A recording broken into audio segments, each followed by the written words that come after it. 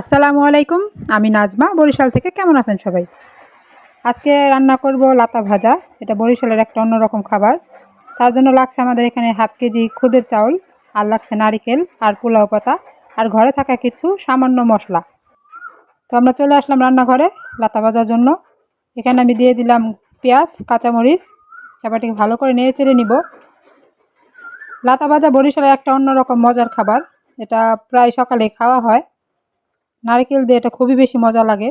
আমার ভিডিও যদি ভালো লাগে লাইক দিবেন। এখন আমরা দিয়ে দেব আদা রসুন বাটা, দিয়ে ভালো করে ভেজে নিব। একটু ভাজা ভাজা হয়ে গেলে দিয়ে দিব সামান্য একটু নারকেল। নারকেল সব একবারে দেওয়া যাবে না। এই আদা রসুন পেঁয়াজ কষানোর সময় সামান্য একটু নারকেল দিতে হবে।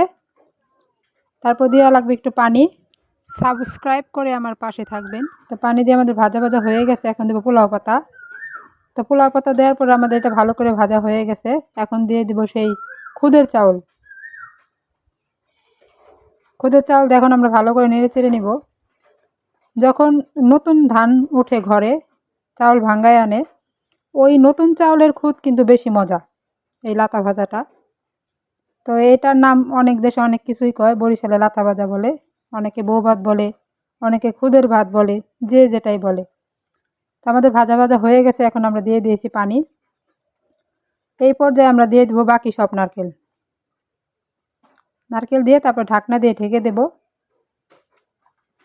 লাতা ভাজা কিন্তু সেম পোলাও রান্না করার মতোই, কোনো কষ্টের না, আর অনেক মজার খাবারই তো হয়ে গেছে আমাদের লাতা ভাজা।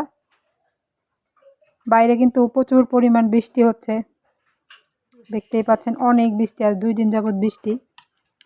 তো আমাদের এখানে লাতা ভাজাও হয়ে গেছে, বাইরে বৃষ্টিও হচ্ছে। এখন আমরা চলে যাব খাবারে।